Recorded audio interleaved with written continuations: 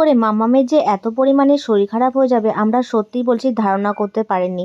তো ওর দেখতেই পাচ্ছ শরীরে যেই মেয়ে এত চঞ্চল এত লাফালাফি করে সেই মেয়েকে যদি হঠাৎ করে তোমরা সবাই শান্ত দেখতে পাও না, সত্যিই বলছি মনটা খুবই খারাপ হয়। আর একটা বাচ্চার যদি শরীর খারাপ হয় না, বাড়িতে 10 জন মানুষের সমান। আর এই দেখো কোল থেকে কিছুতেই নামতে চাইছিল না, আর সেদিনকে বাড়িতেও কিন্তু কেউ ছিল না।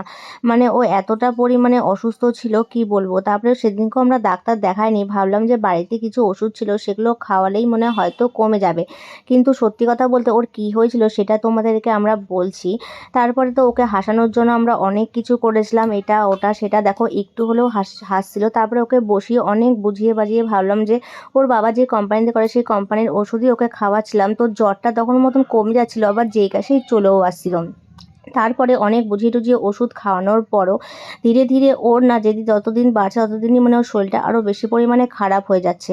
তারপরে ভাবলাম না আর বাড়িতে থেকে লাভ নাই, ওকে এবার একটু ডাক্তার দেখানোই উচিত। আর দেখতেই পাচ্ছ মুখ চোখের কী অবস্থা। আর ওকে সামলাতে সামলাতে আমারও পরিমাণে শরীর খারাপ হয়ে গেছে। এই দেখো ওষুধ খেয়ে গেলাম দিদিকে নিয়ে ডাক্তারের কাছে।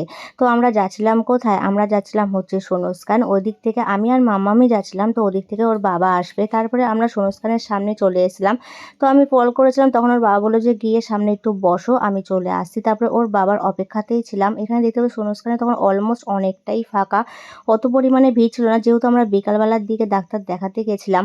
এখানে অনেকক্ষণ ধরে ওয়েট করছিলাম, আর আমার মনটা একটুও ভাল লাগছিল না। কি বলবো, মেয়েটা এত পরিমাণে চঞ্চল, সেই মেয়েকে যদি হঠাৎ করে এরকম দেখতে পাও না, মনটা ভাল লাগে না কিন্তু। তারপরে ওর বাবা এসেছিলো, কোলে করে ওকে নিয়ে যাচ্ছিলো ডাক্তারের চেম্বারের কাছে। তখন যেহেতু ডাক্তার পেশেন্ট দেখছিলো, ভাবলাম যে ওকে একটু সামনে বাচ্চাদের ওখানে খেলার জায়গা ছিল সেখানে একটু খেলায়। আর দেখো এখানে ও খেলতেও চাইছিল না, ওর ভালো লাগে। শরীর খারাপ থাকলে কি আর বাচ্চা কাচ্চার কিছু ভালো লাগে। তারপরে ওকে ডাক্তার দেখিয়ে চলে এসেছিলাম আমরা বাড়ি এসে দেখো হাত পা টিপে দিয়েছিলাম। ওর এত পরিমাণে মানে হাত পা ব্যথা করছিল। তারপরে হাত পা টিপে দেওয়ার পরে তো ওর ওষুধ খাওয়ার পালা ছিল। ও হ্যাঁ, ওর হয়েছেটা কি, ওর মুখে ইনফেকশন হয়ে গেছে। মানে বাচ্চা মানুষ তোমরা বুঝতেই পারছো, ওর খাবারের মুখে জিনিস নিয়ে নেয় তখনই ওর ইনফেকশনটা হয়ে যায়। তো এইখানে দেখো কত কান্না করছিল ওষুধ দেখে। তো ওষুধ তো ওকে খাওয়াতেই হবে, কিছু করার নেই, যতই কাঁদুক ওরই কষ্ট হচ্ছে। তারপরের দিন সকালবেলা ওর জন্য একটু খাবার করছিলাম। আর মুখ চোখের অবস্থা দেখছো, সারা রাত না ঘুমিয়ে টুমিয়ে এই অবস্থা হচ্ছে।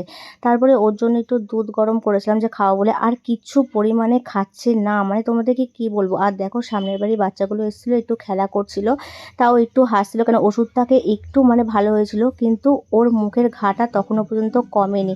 মানে ওকে দেখে না সত্যি বলছি আমার এত খারাপ লাগছিল। একটা মাই বুঝে যে একটা বাচ্চার শরীর খারাপ হলে কি হয়।